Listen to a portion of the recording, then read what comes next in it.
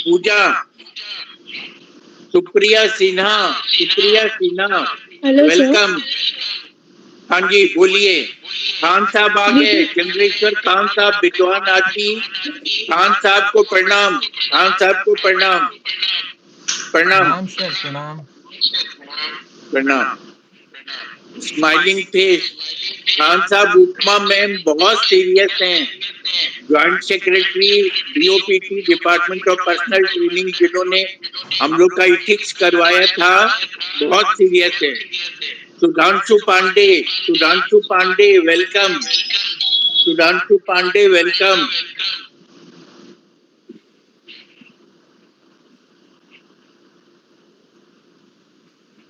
अब मैं प्रसाद साहब से रिक्वेस्ट करूंगा कि हम लोग अब मोर देन 17-18 आदमी हो गए, तो इजाजत दें। जय किशोर जी वेलकम। जय किशोर जी वेलकम।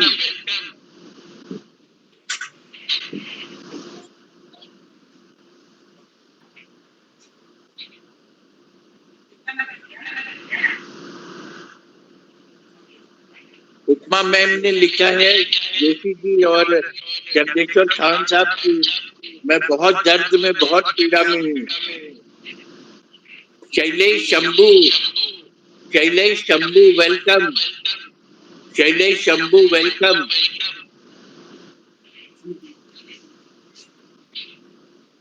आज बहुत लोगों के जुड़ने की उम्मीद है। हेलो।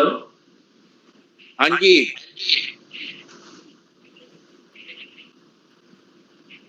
प्रसाद साहब, अब आप अपना गार्जियन वाला इजाजत दे दिया जाए। हेलो। प्रसाद साहब के द्वारा राम मोहन जी का स्वागत करते हुए और बाकी जितने लोग आए हैं सब कोई का स्वागत करते हुए हम लोग अपना प्रोग्राम शुरू कर दें।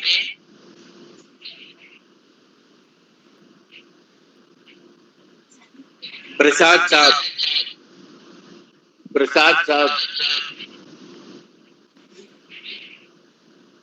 साहब सुन रहे होंगे तो इजाजत दें हम लोग को शुरू करने का।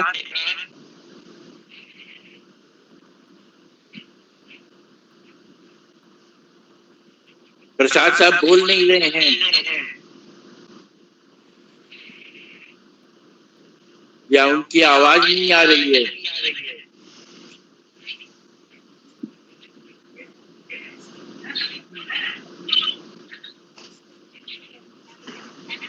अकेश्वर गौरी महेश्वर प्रसाद साहब जो हमारे चीफ गेस्ट हैं, तो कृपया प्रोग्राम शुरू करने की इजाजत दें।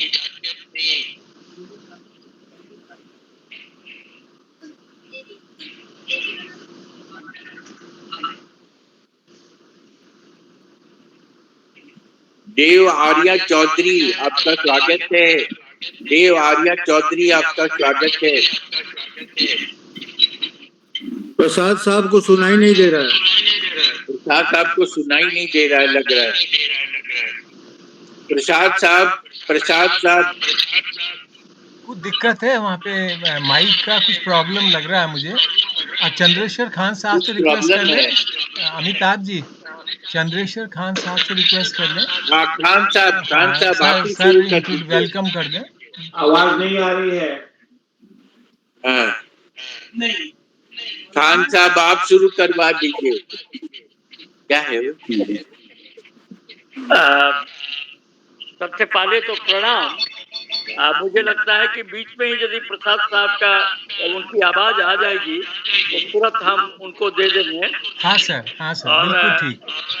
आज हम सबों का सौभाग्य है कि जिस तरह से पूरी दुनिया के बारे में, हाँ चल उनका आवाज आ रहा है, आवाज आ रही है प्रसाद जी की? ठीक है, तो बिना समय को गंवाए हुए माननीय राममोहन जी हम लोगों के सबके प्रिय हैं और पूरी दुनिया को जानते हैं। संबंधों को दो देश के बीच में, देश के अंदर इन्होंने जितनी समीक्षा की है, the kind of study, even the anthropological study, the political study, the historical aspect, तो एक आदमी में जब इतना होता है तो वो दो देश के बीच में संबंध कैसे हैं, कैसे रहेंगे, यदि गड़बड़ है तो उसका क्या कारण है, यदि ठीक होगा तो उसके क्या कारण होंगे, सारी चीजों को एनसाइक्लोपीडिया की तरह इनमें मौजूद है। तो बिना इनका समय लिए हुए इनकी जो बौद्धिक क्षमता है और जो अनुभव है वो विभिन्न देशों में इन्होंने काम किया है, उसको अब हम लोग सीधे सुनते हैं। तो सर आपको बहुत बहुत धन्यवाद आपके आगमन हेतु। आप हम लोग से भी पहले आ गए थे, मैं भी कोशिश कर रहा था लेकिन लग नहीं रहा था। तो मैं अमिताभ जी से आग्रह करूंगा कि सर का विशेष स्वागत तो हम लोग कर ही रहे हैं, अब सर से हम लोग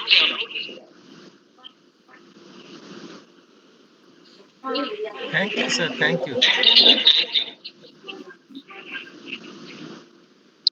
अमिताभ जी आपका माइक म्यूट है। प्रसाद साहब यदि सुन रहे हैं तो हम लोग प्रसाद साहब की दो बात सुनेंगे। प्रसाद साहब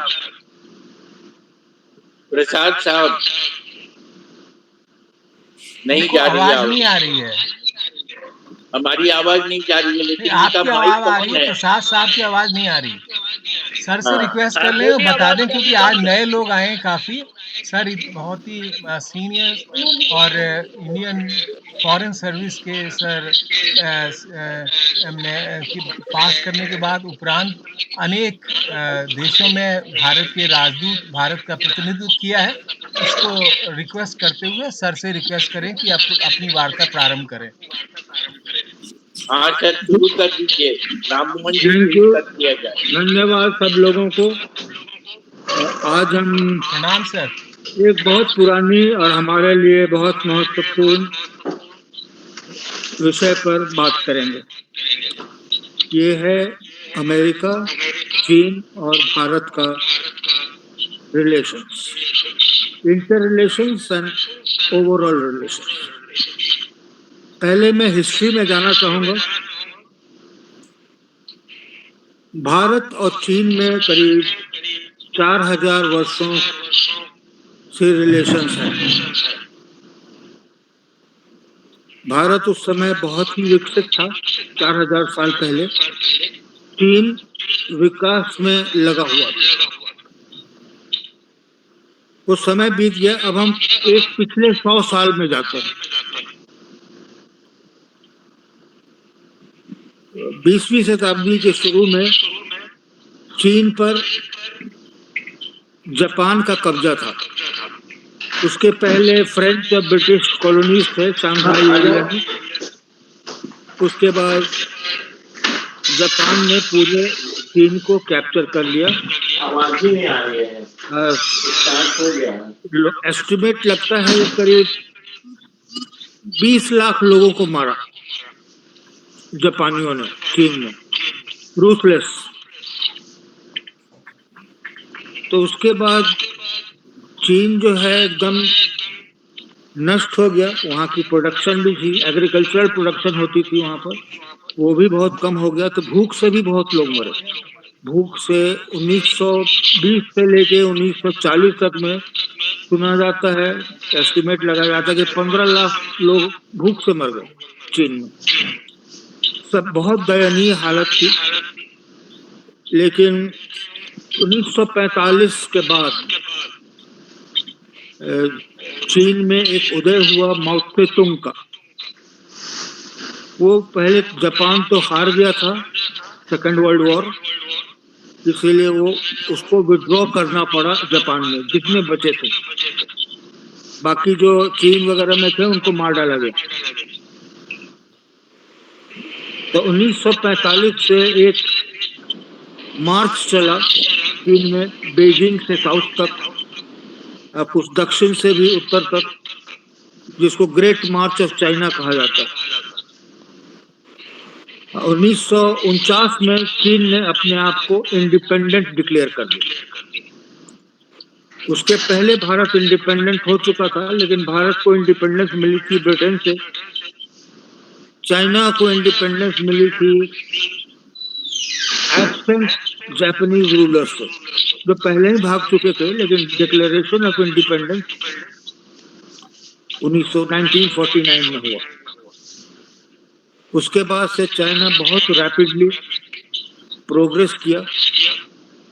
सबसे पहला काम उसने किया कि एक बहुत बड़ा एरिया था जिसको तिब्बत कहा जाता है, हिंदुस्तान के साइज का, ऑलमोस्ट हिंदुस्तान के साइज का है तिब्बत, या 3/4 के करीब।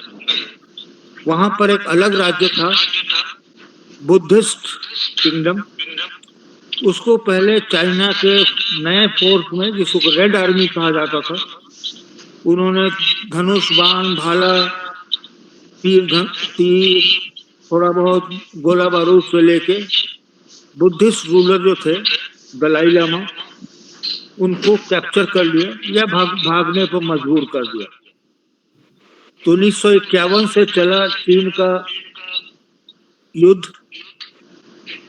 तिब्बत के अगेंस्ट में। 1958 तक पूरे तिब्बत को कैप्चर कर लिया। तिब्बत कभी चीन का पार्ट नहीं था, लेकिन चीन ने तिब्बत को कैप्चर करके अपने कॉन्स्टिट्यूशन के हिसाब से, जो भी कॉन्स्टिट्यूशन उस समय था, उसको एनेक्स कर लिया। उसके साथ साथ ही चाइना के वेस्ट में एक शिनजियांग प्रोविंस था, वो भी करीब हिंदुस्तान के आधे के साइज का है, जिसमें कश्मीर और उरुमकी 2 शहर थे। मंगोलियन ब्रीड के लोग थे यहाँ पे, उनको भी कैप्चर कर लिया। इन लोग इतने कमजोर थे कि इनको चीन की जो फौज गई उनको कैप्चर करने, उन्होंने कोई रेजिस्टेंस नहीं दिखाया। वहां की पॉपुलेशन थी उइगुर मुसलमानों की। भारत का इतिहास तो सब लोग जानते ही हैं, अमेरिका का भी सब लोगों को पता होगा। तो मैं 1960 के बाद से भारत, चीन और अमेरिका का रिलेशंस पर ध्यान दूंगा। अमेरिका का पॉपुलेशन, आज का पॉपुलेशन करीब 36 या 37 करोड़ है। चीन का 140 करोड़ से थोड़ा सा कम है, अब भारत का 140 करोड़ से थोड़ा ज्यादा है। इस विषय में 2050 में भारत का पॉपुलेशन करीब 165 से 170 करोड़ हो जाएगा, चीन का करीब 80 से 85 करोड़ हो जाएगा, और अमेरिका का करीब 42 से 45 करोड़ के बीच में रहेगा। ये चेंज इन डेमोग्राफी है पूरे वर्ल्ड की। इंडिया सबसे बड़ा कंट्री होगा, बहुत ज्यादा बड़ा होगा, ऑलमोस्ट चीन का डबल हो जाएगा साइज। 75 कहाँ और 160 165 कहाँ। ये 3 कंट्री है, दुनिया के सबसे बड़े कंट्री हैं आज भी, और अगले 100 सालों तक ऐसे ही ये 3 सबसे बड़े कंट्री रहेंगे। यूरोप वगैरह की बात मैं नहीं करना चाहता, क्योंकि यूरोप का तो डिक्लाइन शुरू हो गया है। लगता है कि 2050 तक में यूरोप, जैसा कि पाकिस्तान के बारे में हम लोग सोचते हैं, यूरोप एक फीफडम हो जाएगा, जमींदारी सिस्टम वहां शुरू हो जाएगा। ये कंट्रीज को सस्टेन करने के लिए उनके पास इकोनॉमी नहीं है, तो छोटे छोटे राष्ट्र हो जाएंगे जो जमींदारी हिसाब से चलेंगे। खैर, ये तो कंजक्चर है, थ्योरी है, रियलिटी कोई नहीं जानता। इंडिया और चाइना का रिलेशंस 0 था 1951 टू 1954 तक। कुछ थोड़ा बहुत ट्रेड होता था, लोग आते जाते थे, उस समय रेस्ट्रिक्शंस भी नहीं था, पासपोर्ट वीसा नहीं लगता था। 1954 में एक बांडुंग कॉन्फ्रेंस हुआ नॉन अलाइनमेंट को शुरू करने के लिए, इसमें चीन भी पार्टिसिपेंट था। बांडुंग है इंडोनेशिया में, जकार्ता के पास। वहां पे उस समय चीन के प्रधानमंत्री चौवनलाई, भारत के प्रधानमंत्री पंडित नेहरू और भी थे, गमाल नासिर थे, इजिप्ट के मार्शल टीटो थे, यूगोस्लाविया के और होस्ट कंट्री इंडोनेशिया में सौहार्द वहां के लोग थे।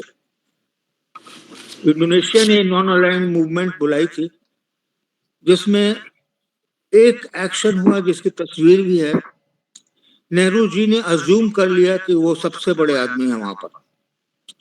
उन्होंने चावन लाई थोड़ा सा छोटा था, 5 फुट 4 इंच उसकी हाइट थी, नेहरू जी की हाइट 5 फुट 9 इंच थी। तो उसके कंधे पर हाथ रख के चावन लाई को कहा, look we are introducing you to a unknown country which has come out of the grips of slavery. ये चावन लाई को ये big brother attitude of Pandit Nehru एकदम पसंद नहीं आया। इतना उन्होंने कहा, बाद में तो उन्होंने कहा कि running dog of British imperialism, जो स्टालिन ने भी कहा था, British running dog of British imperialism.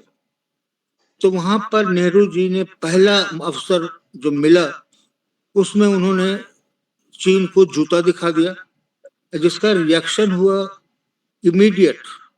Within 6 hours of insult of Chou En-lai in front of world leaders, Pandit Nehru, and that way India became a different country for China. A friendly country turned into hostile. उसके बाद तिब्बत में भारत ने बहुत सारी गलतियां की थी।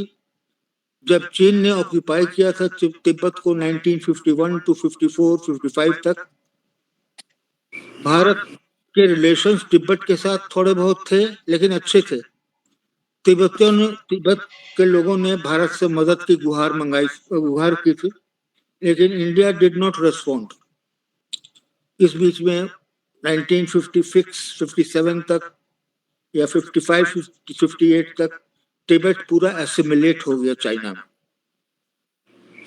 तब भी भारत, इंडिया चाइना को बिग ब्रदर एटीट्यूड दिखलाता रहा, जिसका असर यह हुआ कि 1962 में जो लड़ाई हुई, जो इंडिया बहुत बुरी तरह से हार भी गया।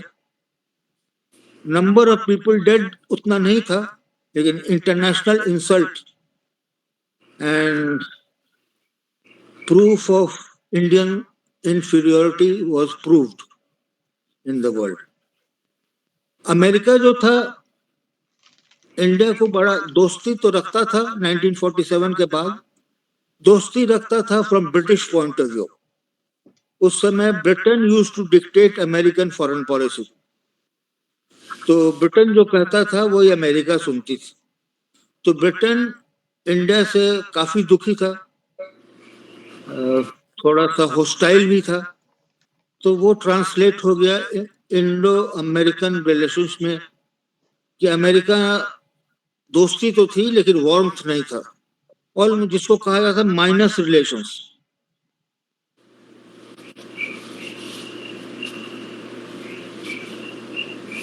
सॉरी, पता नहीं मेरा ये उड़ गया, ठीक, सॉरी। तो 1960 में अमेरिकन जो जॉन एफ कैनेडी वहां के प्रेसिडेंट बने, और उसके पहले जवाहरलाल नेहरू और इंदिरा गांधी की विजिट भी हुई थी 56-57 में, जो इंदिरा गांधी गई थी। पहला बार public exposure to the international world हुआ था। आइजनहावर प्रेसिडेंट थे अमेरिका के, तो उन्होंने ही took a liking for India. तब तक India was just a piece of material for Americans. भले एजुकेशनल क्वालिफिकेशन, एजुकेशनल इमिग्रेशन वगैरह हो रहा था। मेरे फादर भी उसी 1951 में ही गए थे अमेरिका, लेकिन 57, 58 एंड लेटर 1960 में कैनेडी के आने के बाद इंडियन अमेरिकन रिलेशंस ग्रो करने लगा। इसमें चाइना फैक्टर नहीं था। Americans have said that you deal with China yourself and we deal with you ourselves. China doesn't come in between. 1962 में जब चीन ने इंडिया पर चढ़ाई की, बुरी तरह से हरा दिया इंडिया को, तब अमेरिका को पार्टिसिपेट तो नहीं किया, न कुछ कमेंट किया, थोड़ा बहुत अफवाह वगैरह फैला दी कि हाँ अमेरिका कुछ प्लेन भेज रहा है इंडिया को, लेकिन रियलिटी में कुछ नहीं हुआ था। तो इंडिया और चाइना रिलेशंस ग्रू और became worse with United States and in spite of United States. India and China fended for themselves. जो भी होना था इंडिया चाइना के बीच में होना था। अमेरिकन लोग दूर से मजा कर रहे थे कि ये डेवलपिंग कंट्रीज जो है ये लड़ते रहेंगे और मर जाएंगे, दोनों साथ हो जाए। That was the American attitude in 1958, 59, 60 up to 62. The deep state of America, जो वहाँ का रियल कंट्रोल करता, money power and military and all that, they were in favor of complete defeat of India as well as China, complete deterioration of these two nations, so that possibility of China and India growing would be demolished. उसके बाद Americans ने कुछ थोड़ा सा soft corner हुआ उनको India के लिए, बिकॉज चाइना के साथ 1963-64 से ही अमेरिकन्स का झंझट शुरू हो गया। वैसे ही चलता रहा। 1967 में इंडिया ने चाइनीज एक 3-4 हजार चाइनीज ट्रूप्स को बुरी तरह से हरा दिया था नाथुला पास में। आफ्टर द 62 डिबैकल 67 में 5 साल लेटर इंडिया को बहुत बड़ी विक्ट्री मिली चाइना को, which is was a shock to China. उस समय तक China after victory of 62 ignore कर रहा था इंडिया को। 1967 में उनकी आंखें खुल गई कि अरे हम लोग 50,000 थे वहां पर, इंडिया का 4,000 ट्रूप था, आके 350-400 आदमी को मार के चला गया और उनके 2 या 3 ही मरे, इंडिया के 2-3 ही मरे। तो इससे Chinese foreign policy and international policy change towards India, hostile हो गया। तब तक खराब था लेकिन हॉस्टाइल नहीं था। उन्होंने 62 में लड़ाई जीत के इंडिया को दिखला दिया था कि ज्यादा अपना एरोगेंस मत दिखलाओ साउथ ईस्ट एशिया में या वर्ल्ड में, we are the real power. 1967 से India China relations took a bad turn. At the same time, India-American relations were growing, but confidence नहीं था अमेरिकन्स को इंडिया पे।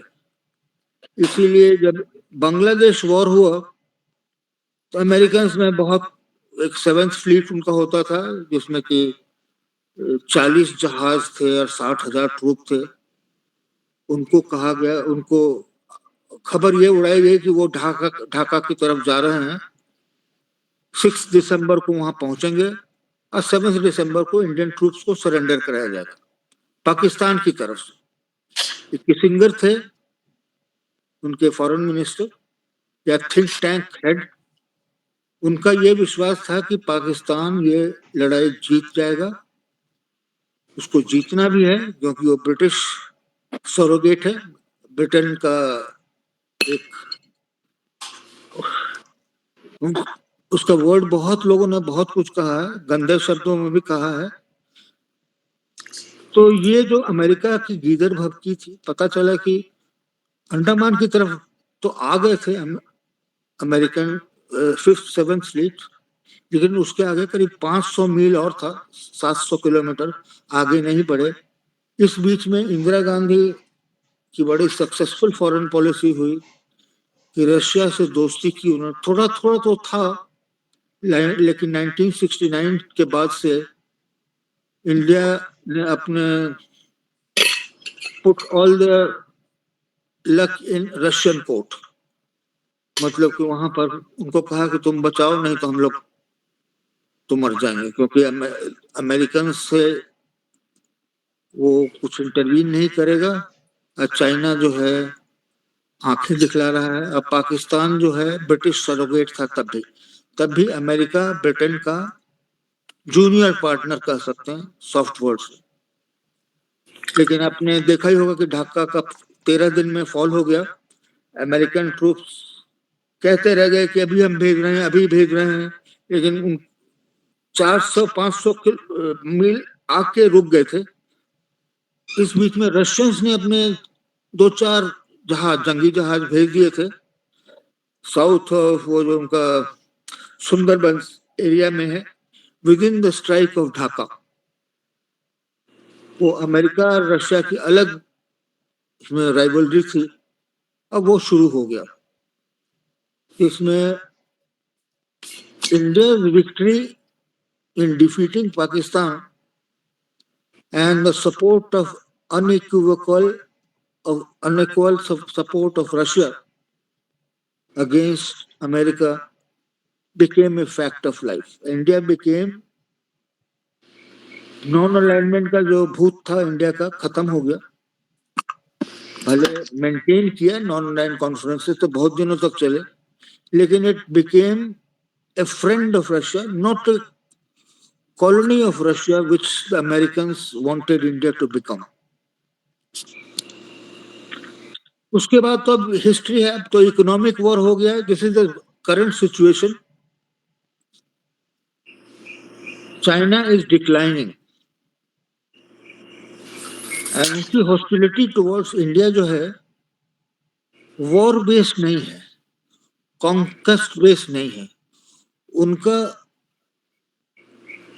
the theory of their enmity with India is competition, जो आजकल नजर भी आ रहा है। आप तो पिछले 5 साल में देख रहे होंगे कि चाइना कितना वरिड है कि इंडिया राइज कर रहा है और चाइना धीरे धीरे फॉल करना शुरू किया है। सबसे बड़ा फॉल उनका है पॉपुलेशन का। वर्किंग हैंड्स जो हैं वो चाइना में ड्रास्टिकली 3% से 4% हर साल गिर रहे हैं because of one child policy and mostly जो आर्मी में जो रखे गए दे हैड नो चिल्ड्रन।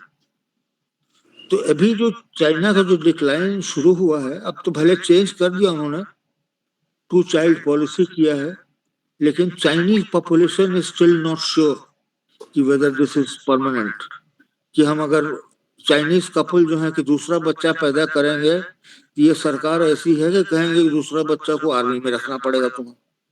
इसके लिए वहां पर डिस्कंटेंट है, सोशल डिस्कंटेंट। इकोनॉमिकली भी चाइना सस्टेन नहीं कर पा रहा अपने, कहीं कभी 11% ग्रोथ था 10 साल पहले, आज 3% पर आ गया है। लोग कहते हैं कि 2-3 साल में 0 तो नहीं होगा लेकिन 1% ग्रोथ पर आ जाएगा। इंडिया एंड चाइना की राइवलरी अब बॉर्डर की जगह इकोनॉमी हो गई। 1900 इस मार्च तक पिछले 1 साल में इंडिया ने करीब $145 बिलियन का इंपोर्ट किया है चाइना से, mainly manufactured goods and electronics and cheap consumer goods. और इंडिया का एक्सपोर्ट टू चाइना थोड़ा बहुत है, Chinese goods assembled in India, some food grains, some chemicals, some minerals, वो करीब 20-22 बिलियन डॉलर का है।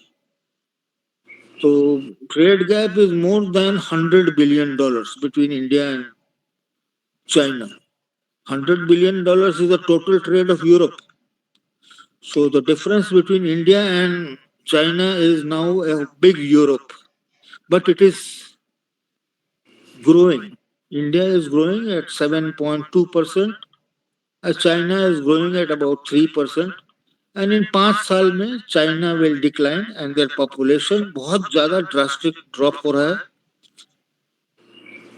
देखने में तो ज्यादा नहीं लगता है, लेकिन वर्किंग हैंड्स जो है चाइना में बहुत कम हो गया है। तो इसलिए पिछले 3-4 महीने से देखा जा रहा है कि चाइना अपना हॉस्टाइल एटीट्यूड इंडिया से कम कर रहा है, क्योंकि वो जानता है कि लड़ाई नहीं लड़ सकता। वो गलवान में भी देख लिया और अरुणाचल में भी देख लिया, इंडिया से वो जीत नहीं सकते। और उनका जितना डिफेंस प्रोडक्शन है वो रशियन टेक्नोलॉजी पे बना हुआ या अमेरिकन कॉपी टेक्नोलॉजी पे बना हुआ है। अब खुद चाइना को ही अपने इक्विपमेंट पर कॉन्फिडेंस नहीं है। ये उन्होंने कहा है, पिछले 15 दिनों में भी कहा है। जैसे पाकिस्तान के former chief of army staff कहा था कि Pakistan is not in a condition to fight India. Something along that lines China has also said, at least at the end of June. That means 1 महीना पहले ही कहा कि we are not ready for a war. पहले तो बहुत डराते थे कि we will march to Delhi in 8 hours from our borders in Himachal Pradesh. अब वो एटीट्यूड चेंज हो गया। एटीट्यूड चेंज हो गया है because of lack of confidence in their own People's Liberation Army. Luckily India उनको चिढ़ा नहीं रहा है, अपना डायलॉग कर रहा है। पहले जो चाइनीज प्रेसिडेंट इंडिया आते थे every year till about 6 years ago, Covid के बाद से वो सब भी बंद हो गया। That means relations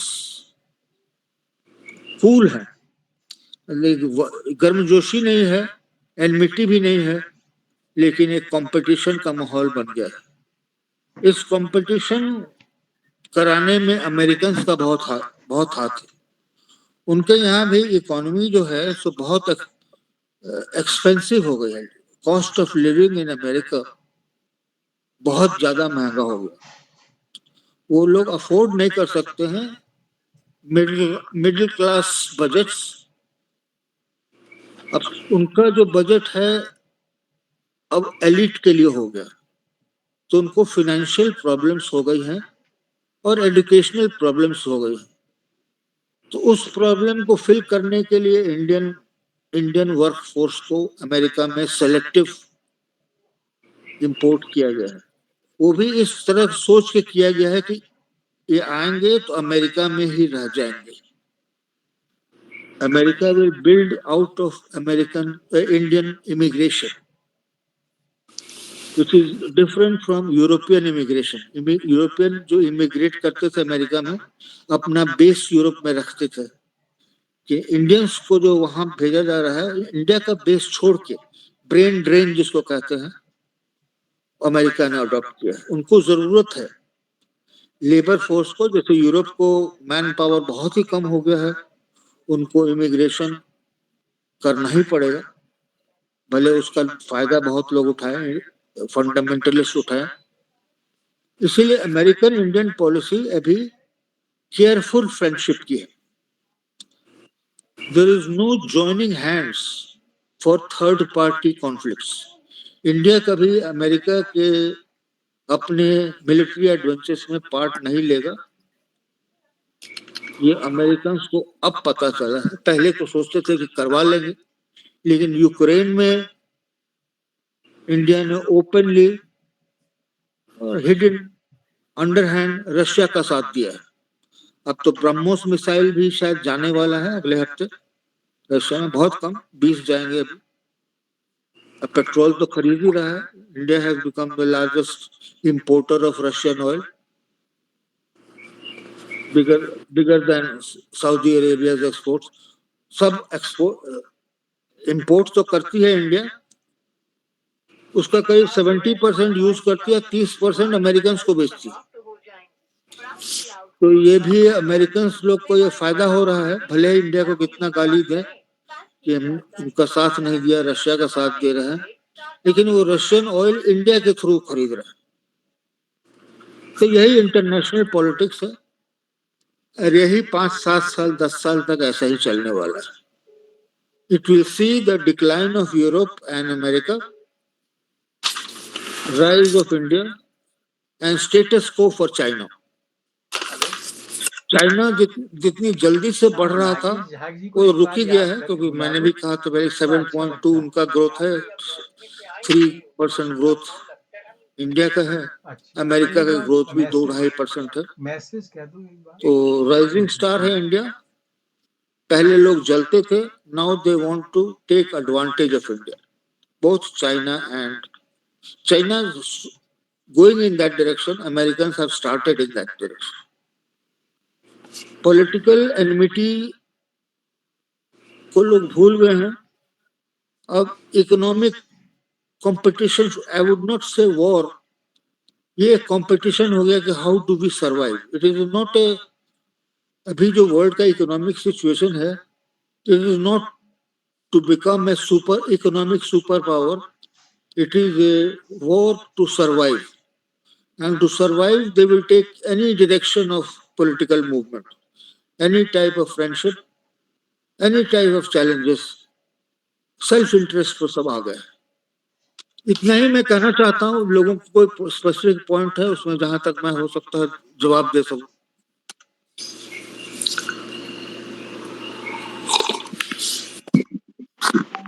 thank you very much sir, आपने बहुत अच्छा और स्पष्ट करते हुए बताया कि भारत का रिलेशन चाइना से और अमेरिका से कैसा है और आने वाली जो फ्यूचर है वो इंडिया का है। सर यहाँ पे ये कहना चाहूँगा कि चाइना के पास बहुत पैसा है, चाइना ने श्रीलंका का पोर्ट खरीद लिया है और चाइना जो है साउथ चाइना सी में दादागिरी भी कर रहा है और अपना अधिकार जता रहा है। तो अगर जैसे गलवान में और डोकलाम में भारत की फौजों ने जो चाइना को जवाब दिया, उसके बाद चाइना जो है काफ़ी कुछ इंडिया से एनिमिटी रखता है और जो हमारी टेरिटरी इन्होंने दबा रखी है अक्साई चिंग और मैं लद्दाख एरिया में, क्या हिंदुस्तान उस लैंड को वापस ले पाएगा और वो लैंड है कैसी सर? देखिए, लद्दाख को जो एरिया को कैप्चर किया था, करीब 30% of the whole state of Ladakh is now in Chinese hands. Aksai Chin जिसको बोलते हैं। जी जी सर। अब वहाँ की ज्योग्राफी पूरी चेंज हो गई है, डेमोग्राफी भी चेंज हो गई। वहाँ पर चीनियों ने उधर आके, होटान का एक बड़ा शहर है अक्साई चीन में जी, जो पहले इंडिया तिब्बत इंडिया संजुआन सॉरी इंडिया चाइना बॉर्डर पर था, अभी भी चाइना में है, वो कैपिटल हो गया है अक्साई चीन एरिया। अच्छा सर। वहाँ पर बहुत एस्टैब्लिश हो गए हैं।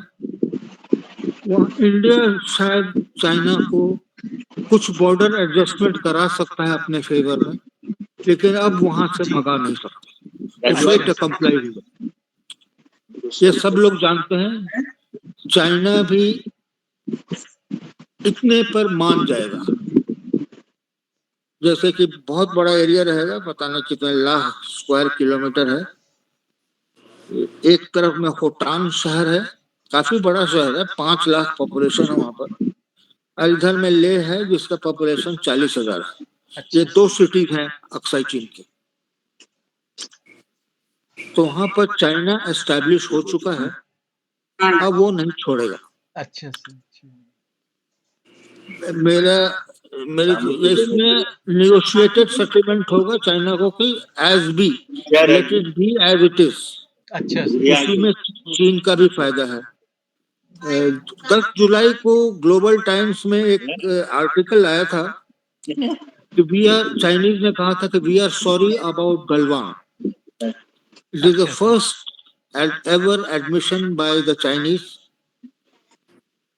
That they committed a mistake.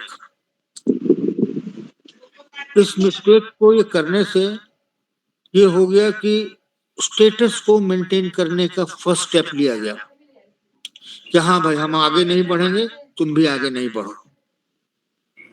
India को भी यही सूट करता है फिलहाल, आगे क्या होगा पता नहीं। जो 2-3 बड़े बड़े लेक्स हैं, बड़ा स्ट्रेटेजिक पॉइंट्स है, उस पर इंडिया ने कैप्चर कर लिया। गलवान के करीब 30-35 किलोमीटर साउथ और एक एयरपोर्ट है वहां पर, वहां पर ऑपरेशन है, इंडियन एयरफोर्स का ऑपरेशन है वहां पर, चल रहा है डेली, भले कैसा भी वेदर कंडीशन हो, -40 डिग्री भी हो या +3 डिग्री भी हो, उस वक्त प्लेन लैंड करवा रहे हैं रोज, अच्छा so that China sees that we are ready for any eventuality. और एक एरिया बचता है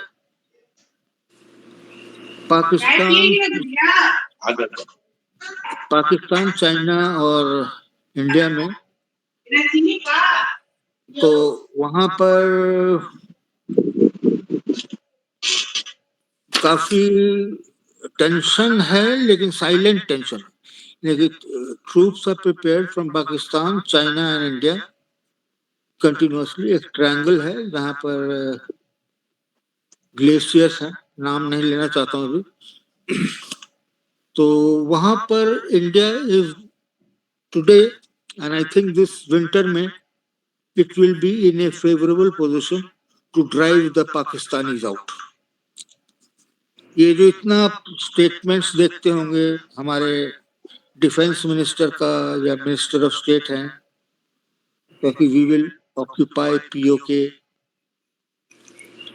एनी डे, डेट नहीं बतलाए हैं, ये मैसेज उनको चला गया है पाकिस्तान को और चाइना को। तो वहां पर अंदाज ये है कि चाइनीज ट्रूप्स भी वहां पर हैं।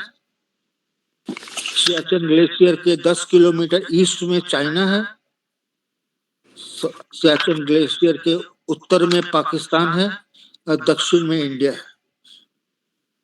सबसे डिफिकल्ट टेरेन इंडिया का है, इंडिया को वहां पर चढ़ने में सबसे ज्यादा डिफिकल्टी है, पाकिस्तान को थोड़ा इजी है, और चाइना के शूटिंग डिस्टेंस पर है, 10 किलोमीटर दूर है चाइना का बॉर्डर वहां पर, इसलिए कभी भी वो इंडियन एडवांस को बॉम्ब कर सकता है। जो इंडिया अगर लेना चाहे तो उसको रोक सकता है, क्योंकि 10 kilometre as the crow flies distance है चाइनीज बॉर्डर से हमारे ग्लेशियर्स पर, तो इंडिया वहां पर इसीलिए पीओ को लेने की हड़बड़ी नहीं है। भारत सरकार कहती रहती है कि पीओके ले लेंगे, लेकिन यही एक पॉइंट है, तो जो ग्लेशियर्स है वहां पर ईस्ट में, ईस्ट ऑफ लद्दाख में, उन पर चाइना का बहुत अच्छा कमांड है फ्रॉम ए डिस्टेंस, 10-12 किलोमीटर दूर है।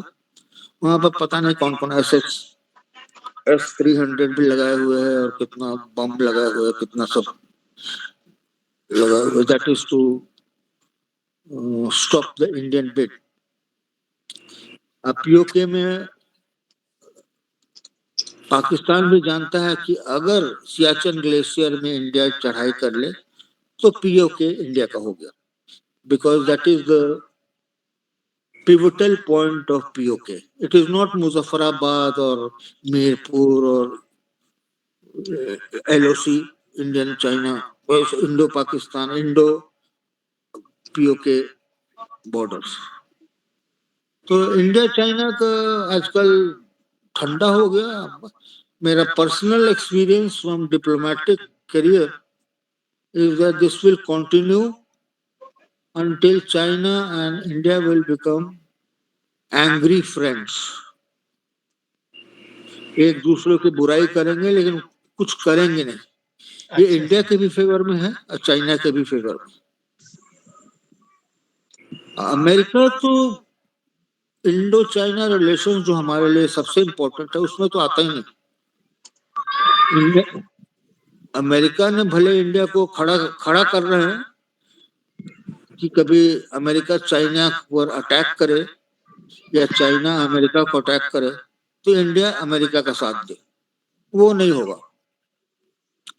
भले ही क्वाड बन जाए और क्या क्या हो जाए, Indians will not interfere on behalf of America in China. ये हमारा नॉन अलाइंड या इंडिपेंडेंट फॉरेन पॉलिसी।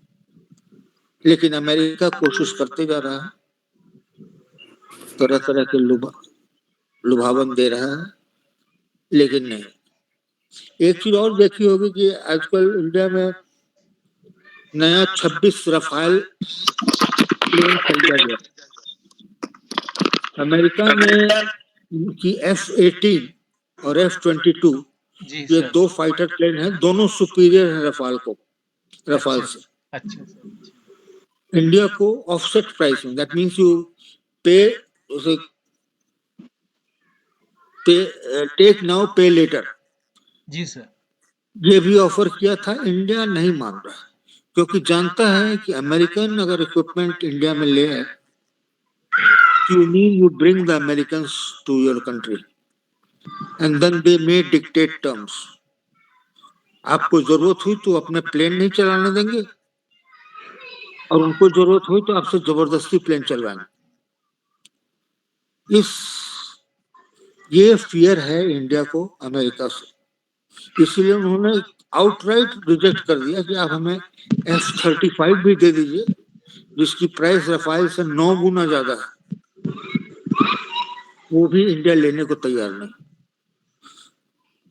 अमेरिका से सबमरीन तो नहीं लेता है, लेकिन जहाज काफी लिए हैं, टेक्नोलॉजी भी लिया है, लेकिन ये सब low intensity technology, crucial technology नहीं।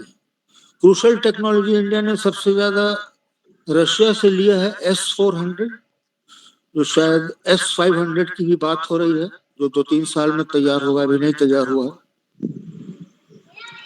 और फ्रांस से सबमरीन्स ले रहा है, रफाल प्लेन ले रहा है, सब मिला जुला के करीब समझते हैं कि 72-74 रफाल एयरक्राफ्ट हो जाएगा इंडिया के पास, जो अगले 10 साल तक काफी है। अमेरिकन इससे दुखी भी हैं कि अमेरिकन प्लेन नहीं खरीदा, जो दुनिया में उसकी होड़ लगती है। सब लोग अमेरिकन हॉर्नेट जो होता है F-18 जी, जैसे एक चीज रेस्पेक्ट में बता देता हूँ, F-16 जो है, जी सर। जिस पर पाकिस्तान अपना गर्व करता है, 1983 प्रोडक्शन, अच्छा। 40 साल उसके पूरे हो गए। हम्म। अब कितना उसमें टायर रेड करके वाल्व और तेल उल बदल, कितना उसको नया कीजिए। जी सर। उसकी जगह पर F-18 आया है, जो करीब 20 साल पुराना है, और F-35 करीब 9 साल पुराना है। सबसे बहुत ज्यादा और F-22 है। सबसे आजकल अमेरिकन एयरफोर्स में सबसे ज्यादा F-22 है, वो सिर्फ उसने ब्रिटेन को और इजराइल को दिया है, क्योंकि उनकी एक ही फिलॉसफी है वॉर की। तो अगर इंडिया चाहे तो F-22 भी अमेरिका देने को तैयार है, लेकिन अमेरिकन कंडीशंस जो हैं वो इंडिया को मंजूर नहीं है, क्योंकि ये जितने प्लेन्स हैं ये फ्लाई बाय वायर हैं और फ्लाई बाय वायरलेस है। तो जैसे कि दिल्ली एयरपोर्ट से प्लेन को कहा जाएगा F-22 इंडिया के पास हो कि जाके पाकिस्तान में रावलपिंडी पर अटैक करो, उसकी सैटेलाइट कमांड F-22 हेडक्वार्टर से होगी लॉकहीड मार्टिन की। अच्छा सर। वो उसको उड़ने नहीं देगा प्लेन। उनकी टेक्नोलॉजी ऐसी है कि America remains completely in control of their aircraft. ये सस्पिशंस है। अमेरिका चाहता है कि इंडिया मान जाए।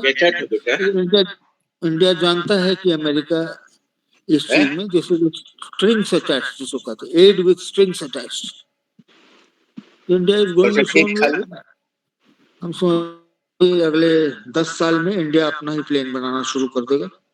भले इसमें अमेरिकन इंजन है, जैसे तेजस में करीब 50% कंपोनेंट्स तो अमेरिकन है, लेकिन लो टेक्नोलॉजी है जी। वो अमेरिका ने उस पर कोई टेक्नोलॉजी ट्रांसफर में कोई क्लॉज नहीं लगाया, उसका हो भी नहीं सकता, क्योंकि ये उसकी जो तेजस जो बन रहा है, Mark 1 Mark 2 पता नहीं और कौन कौन बनेगा, वो है। And Americans will provide the peripheral technology, मतलब इंजन दे देगा, पहिया दे देगा, बॉडी दे देगा, लेकिन जो कमांड जो है वो इंडिया बनाएगा अपना बना अच्छा रहा है। सर, अच्छा। तो इंडिया अमेरिकन रिलेशंस में यही है, Indians are going to capture America partially in the next 20 years. अभी 9 CEO ऑफ ग्रेड 1 है अमेरिका में, ये शायद बढ़ के करीब 20 हो जाए अगले 10 साल। जी सर। तो दिस इज जैसे अमेरिका टेक्नोलॉजी से दूसरे कंट्री को कैप्चर करता है, इंडिया जो है अमेरिका को कैप्चर कर रहा है अपने man power, and this is a fact, इसको आप डिनाई नहीं कर सकते। अमेरिकन ऑल्सो नो इट, उनके पास नहीं है, पॉपुलेशन नहीं है to handle their high technology. अच्छा सर। यूरोप में भी यही हाल है, लेकिन यूरोप तो ऐसे ही तहस नहस हो जाएगा। हम समझते हैं कि 2050 तक, 2040 से 2050 के बीच में यूरोप में जमींदारी सिस्टम जी जो पाकिस्तान में वही चलेगा। हम समझते हैं कि करीब 60-70 देश बन जाएंगे यूरोप, छोटे छोटे स्विट्जरलैंड के टाइप के, किसी तरह से चलते रहे। अच्छा सर, आप तो भारतीय विदेश सेवा में थे और कई राष्ट्रों में आप भारत के राजदूत भी रहे। क्या आप चाइना में भी रहे हैं कभी? नहीं, चाइना में नहीं गया। अच्छा। चाइना मेरा सब्जेक्ट था। जी तो सर। हम लोग को कि कौन सा इंटरनल, कैसे वहां पर ग्रोथ ऑफ सोसाइटी है, चेंज ऑफ चाइनीज डेमोग्राफी। जैसे चाइना में एक सब प्रोडोमिनेंट पीपल जो है वो हान रेस मतलब नाक चिपटा, जी। लेकिन आंखें सीधी, लेकिन आंख जो है सो कान की तरफ सीधा जाता है, जी सर। नाक भले चिपटा है। अच्छा सर। उसके अलावा दूसरे जो मंगोल हैं उनके सब कुछ नाक से चिपटा होता है, लेकिन आंखें जो है जी ऊपर जाती है। अच्छा सर। इसी से हान और नॉन हान को इसी तरह से डिस्टिंग्विश किया जाता है। आंखें उसकी सीधी जा रही हैं, दोनों भले छोटी हैं, वो कान की तरफ जा रहे हैं, तो वो हान है, जो 75% ऑफ द पॉपुलेशन है चाइना का। अच्छा सर। और दूसरे जो है उइघुर है, मुसलमान है, मंगोलियन है, तिब्बतन है, उनकी आंखें जो दूसरी ऊपर की तरफ जाती है। अच्छा सर, वैसे जैसे अगर बहादुरी की बात की जाए तो अब जो इनके सोल्जर्स हैं, चाइनीज सोल्जर्स हैं, वो बहादुरी में हिंदुस्तान के सामने कैसे खड़े होते हैं? आपकी क्या राय है? मेरी राय यह है कि चाइना का हिस्ट्री अगर 1900 से 1945 तक देखे तो जापानीज जो थे बहुत समुराई होते हैं सब वहां पर। समुराई मतलब क्षत्रिय, वहां के क्षत्रियों ने राज किया चाइना पे, जी राज अच्छा किया mainly for agriculture and mineral wealth. अब बहुत रूथलेस, जैसे अमेरिकन, जैसे ब्रिटिश और पोर्चुगीज और फ्रेंच साउथ अमेरिका में स्लेवरी करते थे, वैसा ही जापान ने चीनियों पर स्लेवरी की। अच्छा सर। 1 लाख जापानी, करीब 45 लाख चीनियों को उन्होंने बांध के रखा हुआ। ये रेशियो था 1:20 to 1:50, इतना कंट्रोल था। इसलिए हम नहीं समझते हैं कि चाइनीज में इतना दम है जी कि जितना भी उसको माउथ से तुमको घुट्टी पिलाइए और लाल झंडा पर खड़ा करके परेड करवाइए, ब्रेन वॉश कीजिए, चाइनीज कभी लड़ नहीं सकता। अच्छा सर।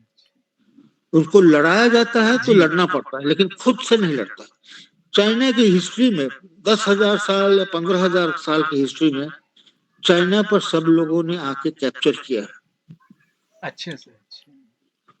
मंगोल्स आए, टर्क्स आए, जी हान भी है, वो भी साउथ के कुछ तिब्बतन एरिया, तिब्बत ने चाइना का बहुत एरिया कैप्चर किया था 200 साल पहले। तो ये चाइनीज पीएलए जो है कंप्लीटली हैन है, इसमें न मुसलमान को रखते हैं न मंगोलियन को रखते हैं। अच्छा सर। तो हान जो है बड़ा डरपोक रेस, अच्छा इनका 2000 साल का यही हिस्ट्री है कि they have not won anything. And they have always catapulted, मतलब कि कोई भी बड़ा पावर आता है तो उसके सामने में झुक जाते हैं। अच्छा तो ये सारे वार मेरा पर्सनल ओपिनियन हो सकता है, ग्लोबल टाइम्स तो ऐसा नहीं कहेगा, चाइनीज माउथपीस। पूरा पीछे जी सर, चला हुआ है, पूरा पीछे, नहीं पीछे। जी, और किसी को कुछ पूछना हो? thank you very much sir, thank you very much for your information and so many other areas you have touched sir. 95,000 एकड़ जमीन चाइना ने हम लोगों का हड़प के रखा है, तो क्या वो चाइनीज लड़ नहीं सकते? तो मन लड़ाया जाता है, ये तो हमने एक जगह और पढ़ा भी था। तो क्या ये पॉसिबल है निकट भविष्य में कि हम लोग अपना जमीन वापस ले लें? इस पर मैंने जैसे कहा था कि फिलहाल both India and China are afraid of human loss in war, इसीलिए वहां पर स्टेटस को बनता रहेगा। अगले 10-12 साल में, 15 साल में जब चाइना डिक्लाइन तो शुरू हो गया है, 1935 में करीब 10 साल के बाद देखा जाएगा चाइना किस पोजीशन में। मेरे हिसाब से मेरी चाहत भी यही है कि चाइना उसके पहले ही चाइना के अंदर में डिसिपेट हो जाएगा, जैसे ब्रेक डाउन होता है ना, जैसे पाकिस्तान का होने वाला है 2-3 साल के अंदर में 4-5 स्टेट बनेंगे। चाइना के लोग कहते हैं कि 9 स्टेट बने। ये चाइनीज भी जानते हैं कि कितना दिन तक सब लोगों को अपने साथ बना कर रखें। इतना बड़ा एरिया, इंडिया से 3 गुना बड़ा है। सुनने में तो लगता है इंडिया चाइना, लेकिन जैसे वहां से काशगर से बीजिंग वेस्ट टू ईस्ट की फ्लाइट 6.5 घंटे की है। एक कंट्री में 6.5 घंटे की फ्लाइट कहीं होती है? रशिया में है 9 घंटे की फ्लाइट, मॉस्को टू व्लादिवोस्टॉक, लेकिन चाइना के अंदर ही 6.5 घंटे की फ्लाइट है काशगर, जो इंडिया, पाकिस्तान, चाइना के एरिया में है, इंडिया के नॉर्थ में और चाइना के वेस्ट में। वहां से Beijing eastern most big city है, 6.5 घंटा का फ्लाइट। इतना बड़ा एरिया हांस के लिए, मैं चाइनीज नहीं कहूंगा, हांस जो पावर में है उनके लिए पॉसिबल नहीं। रीजनल एस्पिरेशंस, जैसे कशगर एरिया में जो शिनजियांग प्रोविंस है, उसमें ये उइगुर मुसलमान रहते हैं, उनका पॉपुलेशन भी करीब 5-6 करोड़ तो होगा, उससे ज्यादा भी हो सकता है। तिब्बत में 2-3 करोड़ हैं, और भी मंगोलिया के बॉर्डर पर भी 3-4 करोड़ लोग हैं। इन लोग रीजनल एस्पिरेशंस इतने हैं कि चाइना का breakup not in equal parts but chunk of China, जो आज आप हम लोग समझते हैं, that will remain in Shanghai, Beijing and Guangzhou, 3 big cities in the east of China along the Pacific coast, and the other small city, small का India, China का small भी मतलब 1 मिलियन पॉपुलेशन का था। वुहान जो है so centre of Covid जो है वो भी 3 मिलियन का, 30 लाख लोग रहते हैं। ये ब्रेकअप होना ही है। सब लोग कहते हैं, हमारे फ्रेंड्स भी हैं जो चाइना में भी रहते हैं, रह चुके हैं, वो कहते हैं कि किसी भी कंट्री को बहुत दिन तक जिसके एथनिक ग्रुप्स डिफरेंट हैं वो पकड़ के नहीं रखा जा सकता। इंडिया के बारे में भी लोग कहते हैं कि बहुत सारे एथनिक ग्रुप हैं, लेकिन इंडिया में एक कॉम्बिनेशन फैक्टर है, द रिलीजन। भले ही तमिलनाडु के डीएमके वाले नॉर्थ के बीजेपी को बहुत गाली दे, लेकिन on one matter they feel that they are the same. Cholas जो हुए, राजेंद्र नाथ चोला, पूरा इंडोनेशिया, मलेशिया, अंडमान, बर्मा को कैप्चर किए हुए। ये ग्लोरियस जो है फैक्ट नॉर्थ ऑफ इंडिया के लिए भी सेंटिमेंटल है और साउथ ऑफ इंडिया के लिए भी सेंटिमेंटल है कि नॉर्थ इंडिया ने अपने ट्रूप्स भेजे थे राजा चोला के साथ। आपको विश्वास नहीं होगा कि करीब 2000 साल पहले बिहार के सैनिक राजा चोला के आर्मी में थे। बहुत ताज्जुब की बात है, ये मुझे बतलाया मलेशियन स्कॉलर है, उन्होंने कहा था कि बिहार और बंगाल के सिपाही गए थे राजराज चोला के साथ, क्योंकि बंगाली जो थे यहाँ के सोल्जर्स, उनको जहाज चलाना और पानी से डील करना बेटर आता था, क्योंकि राजराज चोला गए थे चेन्नई से उधर मलेशिया की तरफ, तो छोटे छोटे जहाज में, बड़े जहाज में बहुत लोग मरे भी, लेकिन इसकी टेक्नोलॉजी थी वो नॉर्थ इंडिया से आई थी उनके पास। मंदिर बनाने का टेक्नोलॉजी साउथ इंडियन में, तमिल सुपीरियरिटी में उनका अपना था टेक्नोलॉजी, आयुर्वेद, फार्मिंग वगैरह, लेकिन पानी से खेलने वाला चीज और दुश्मन को खूंखार की तरह मारने वाला टेंडेंसी, ये उन्होंने आर्यन से लिया था, जो यूपी, बिहार और बंगाल के थे। ये मेरा थ्योरी नहीं है, ये मलेशियन थ्योरी है, जो मलय है उन्होंने कहा था। आगे क्या होता है कौन जानता है, लेकिन अभी मेरे हिसाब से तो ये मेरा विशफुल थिंकिंग भी हो सकता है कि हम ऐसा चाहते हैं, लेकिन हाँ यही है। लद्दाख का रिक्लेमेशन नहीं हो पाएगा अगले 10, 15, 20 साल तक। लद्दाख पे लड़ाई करने में इंडिया को बहुत ज्यादा नुकसान है। जीत जाएगा लेकिन बहुत सैक्रिफाइस करना पड़ेगा।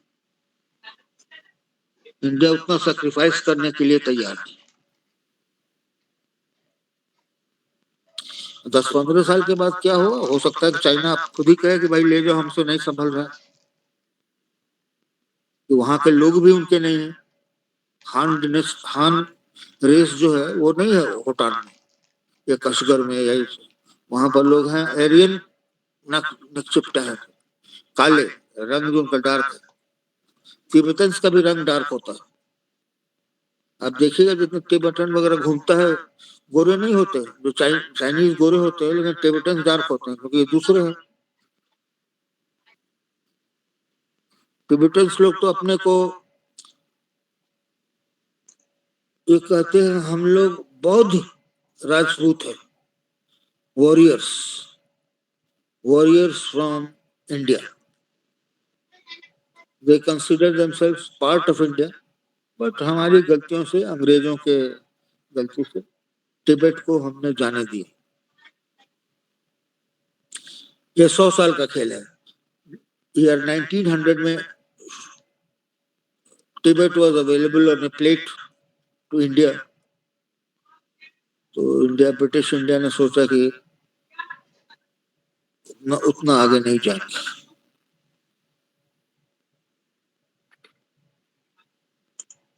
ये सर जो आपका नॉर्थ ईस्ट रीजन में जो अरुणाचल प्रदेश है, वहाँ पे अगर कोई इंडियन मिनिस्टर या कोई फॉरेनर्स वहाँ पे जाते हैं तो चाइना प्रोटेस्ट क्यों करता है सर? वो अपने को क्लेम करता है, तो 1962 से क्लेम कर रहा है। वो क्लेम करता है प्रोफॉर्मा, जैसे कि कोई चीज अगर होता है उसको क्लेम, उसमें ऑब्जेक्शन लगाना ही है, भले उसको समझे या ना समझे। कोई भी मिनिस्टर, कोई भी प्रोजेक्ट बनता है, कुछ भी सड़क बनती है, बोलते कि हमारे टेरिटरी में आप सड़क मत बनाइए, हमारे टेरिटरी में ये मत कीजिए, वो मत कीजिए, वीआईपी को बुलाइएगा तो इसका मतलब लेजिटिमेसी ऑफ लैंड हो जाएगा। तो ठीक है, चलता है, जैसे अब तो रूटीन हो गया। हम समझते हैं कि आज साल में कम से कम 500 ऑब्जेक्शन आते हैं चाइना के। अरुणाचल में ये क्यों कर रहे हैं, वहां वो क्यों आया, ये क्यों आया। तो ठीक है, ये रूटीन है, चलता रहता है बहुत सारा। India doesn't care a dam. वहां पे जो रेस है सर, जो रेस है सर, क्या वो चाइनीज से मिलते जुलते हैं क्या कल्चरल पॉइंट ऑफ व्यू से? कुछ ऐसा भी है कुछ? नहीं, ये देखिए अरुणाचल प्रदेश जो है, तवांग और वगैरह, ये सब टिबेटन्स हैं, वहाँ की लैंग्वेज टिबेटन है। अच्छा सर, अच्छा। ये साउथ टिबेट, चाइना इसको कहता है कि साउथ टिबेट है। अच्छा। ये टिबेट का ही पार्ट है, साउथ टिबेट है। इसमें सच्चाई भी है वहां की लैंग्वेज टिबेटन है। दार्जिलिंग तक टिबेटन आए हुए हैं। दार्जिलिंग के कम से कम 20% पॉपुलेशन जो है सो टिबेटन बोलती है। तो तिब्बत तो बहुत बड़ा राष्ट्र था। तो यहाँ तक है तो अरुणाचल प्रदेश जो पूरा है सो टिबेटन लैंग्वेज की। जैसे हिंदी है या उर्दू समझिए, उर्दू तो है भारत की भाषा, लखनऊ से निकला था। उसका भले ही क्या कबाड़ा कर दिया पाकिस्तानियों ने, उर्दू को पता नहीं क्या बना दिया। पंजाबी पंजाबाइज उर्दू है, बट आया तो एक ही जगह से। वैसे ही तिब्बत जो था, जो चाइना का पार्ट नहीं था, 1951 से बन गया है। तो जैसे it is divided, Tibet is divided between India and China। ये सदर्न तिब्बत के है, ये अरुणाचल प्रदेश और भूटान भी उसी एरिया में है। भूटानीज थोड़ा सा फर्क है उनका लैंग्वेज, लेकिन बेसिकली वो भी टिबेटन है। अच्छा। और जो सिक्किम पहले तो इंडिपेंडेंट राष्ट्र था, बाद में हाँ, सिक्किम जो है जी, ये टिबेटन भी नहीं है। ये एक छोटा सा pocket of you can say Chinese looking people. जैसे असम में भी होते हैं कुछ चाइनीज लुकिंग। देवकांत बरुआ जो थे वो थाईलैंड से आए थे। देवकांत बरुआ शायद याद होगा आपको। हाँ सर, जिन्होंने कहा था India is Indira and Indira is India. Congress president हुआ करते थे। कांग्रेस वो इंडियन नहीं थे, वो अच्छा। सयामीज थे, थाईलैंड से आए। अच्छा। उनके बाप थाईलैंड से, फर्स्ट जनरेशन थाईज। उसी तरह से बहुत तरह के लोग, चाइनीज, थाई, बर्मीज, काफी आके बसे हुए हैं नॉर्थ इंडिया में। तो सिक्किम भी वही था। अच्छा सर। सिक्किम में चोग्याल हुआ करता था। वहां का राजा को चोग्याल कहते थे। वो अपने को चाइनीज लोग कहते थे कि तुम चाइनीज हो, तो एकदम गुस्सा हो जाता था। लेकिन आई एम, अंग्रेजी भी बहुत अच्छी बोलते थे कि I am bloody Indian, I am a Indian prince. अच्छा। रेस की मूवमेंट कैसे कैसे कहां कहां हुई कोई नहीं जानता है। लैंग्वेज भी अजीब है, कहां से कहां पहुंच जाता है। लेकिन चाइना ने एक चीज बहुत अच्छा किया, सबको बोलता है कि तुमको ये चाइनीज, उनका जो मैंडरिन लैंग्वेज है जी, ये सबको सीखना पड़ेगा। उनके साउथ में उसको कैंटोनीज बोलते हैं, नॉर्थ में उसको मैंडरिन बोलते हैं। डिफरेंस इज बिटवीन मराठी और हिंदी में जितना फर्क उसी टाइप का है। दोनों दो लैंग्वेज है, लेकिन सब कुछ लिखा हुआ तो ठीक है। तो पिछले 50-60 सालों में चाइनीज ने डंडा लगा के, चाबुक लगा के सबको बोला कि एक ही भाषा बोले। अब टिबेटन लोग भी अब चाइनीज बोलते हैं, मैंडरिन बोलते हैं।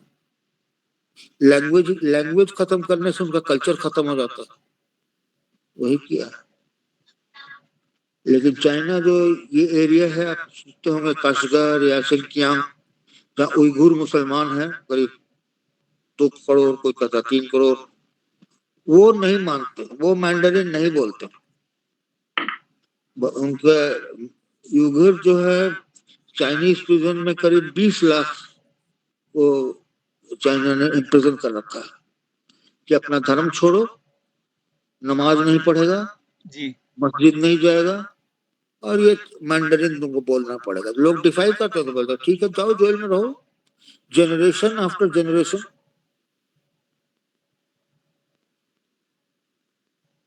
चाइना से सर के जो अपने टेरिटरी इतनी चाहता है, ये लद्दाख में क्लेम कर रहा है या अरुणाचल में क्लेम कर रहा है। इसी तरीके से जापान के भी कुछ एरिया आइलैंड्स हैं, उन पे क्लेम करता है। फिलीपींस के भी क्लेम करता है। तो ये क्यों ऐसा, मतलब इतना एक्सपेंशन क्यों चाहता है चाइना? देखिए, दो थ्योरी है। जैसे कि मछली मारना होता है नदी में, तो आप 4 जाल फेंकेंगे, एक जाल तो फंसेगा ही। एक जाल में तो फंस गई। इसीलिए चाइना सब जगह क्लेम करता है, सोचता है कहीं ना कहीं तो मिल ही जाएगा, लोग तंग आकर एक्सेप्ट कर लेंगे कि चाइनीज है। ये लॉजिकल रियलिटी इसको बोलता है। If you repeat it lie 100 times, ultimately वो बिकम्स द ट्रूथ। तो ये चाइना की ये पॉलिसी। आइलैंड में जो जापान और चाइना के बीच में जो आइलैंड है, न जापान का है न चाइना का। जो ज्यादा पावरफुल रहेगा वो उसको क्लेम करेगा। Good evening, sir. I have a question. Yes, please.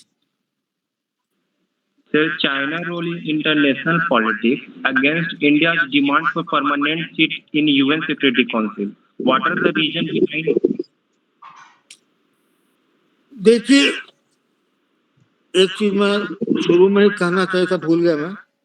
जब यूनाइटेड नेशंस का फॉर्मेशन हुआ 1945 में, Yes, sir. तो उन्होंने 5 परमानेंट मेंबर्स के बारे में सोचा था, इंक्लूडिंग इंडिया, नॉट चाइना। तो 1952-53 में तब तक it was open. Permanent members 4 select हो गए थे, 5वां सिलेक्ट होना था। American and British preference was India, कि कम से कम इंडिया जो है सो अमेरिकन की बात मानेगा या ब्रिटिश की बात मानेगा। बट नेहरू जी थे arrogance, I don't want to use more words, he said कि नहीं, China is a bigger country, उनको मिलना चाहिए। So that is the story. Yes, sir. उन्होंने कहा 1-2 बार, चाइना ने कहा यस ठीक है। चावन लाई थे, मक्खन लगाने गए थे चावन लाई कि आप दूसरा इंपीरियलिस्ट एरियाज में नहीं जाइए, गठबंधन नहीं कीजिए, नॉन अलाइनमेंट में आइए। तो चाइना ने कहा कि ठीक है। Reluctantly they accepted India's plea to China to become the permanent member of Security Council. United Nations पर इस पे 50 किताब लिखे गए कि what was the reason, what was the actual reason that Nehru suggested Chou En-lai to be. Chou En-lai was Mao Zedong's number 2. He should be permanent member of the Security Council. After that, it is history. So India को permanent member of security council, I think इससे कोई difference नहीं पड़ता। India का power ऐसा है कि security council में रहे या यूनाइटेड नेशंस में भी रहे, कुछ फर्क नहीं पड़ता। यूनाइटेड नेशंस को अब फर्क पड़ता है कि इंडिया के साथ रहे। आपने पिछले 2 साल से देखा होगा कि पब्लिक डोमेन में कोई ऐसी खबर नहीं है कि India wants to become a permanent member of the security council. 3-4 साल पहले तक कहा जाता था। नेहरू मोदी जी भी इस टर्म के एंड, पिछले टर्म के एंड में कहा था कि we have to secure a place in the security council permanently. अब नहीं कहते,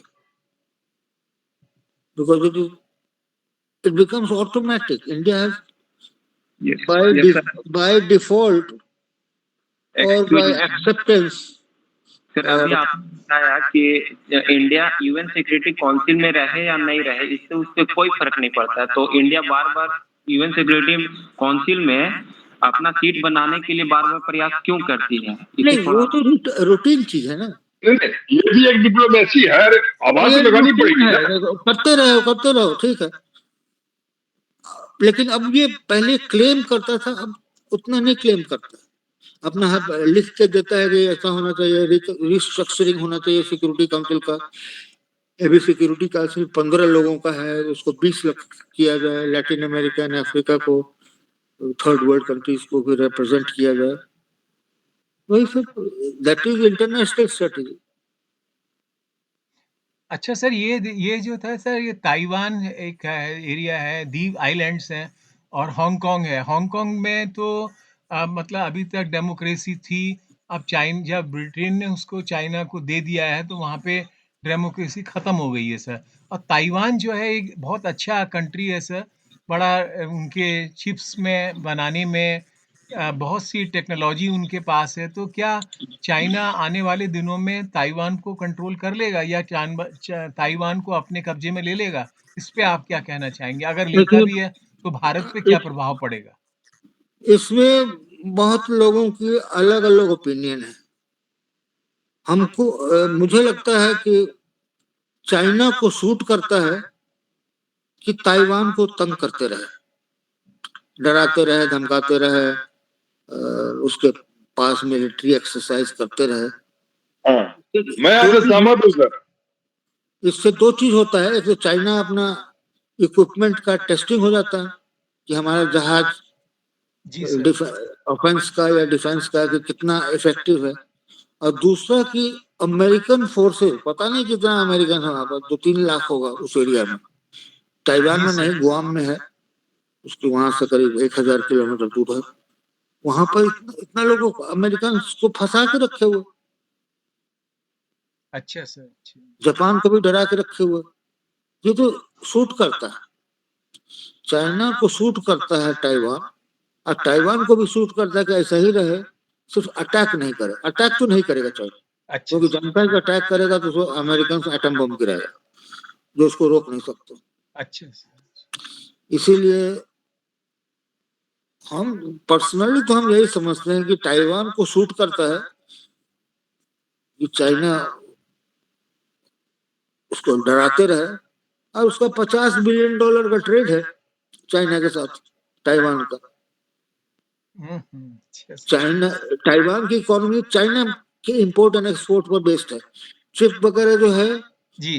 वो 5% होगा ताइवान का इंडिपेंडेंट इकोनॉमी। दूसरा सिर्फ टमाटर बेचता है, खाने पीने का चीज बेचता है, मीट बेचता है, चिप्स बेचता है, इलेक्ट्रॉनिक गुड्स बेचता है, लिथियम बैटरी का प्रोसेसिंग करता है ताइवान।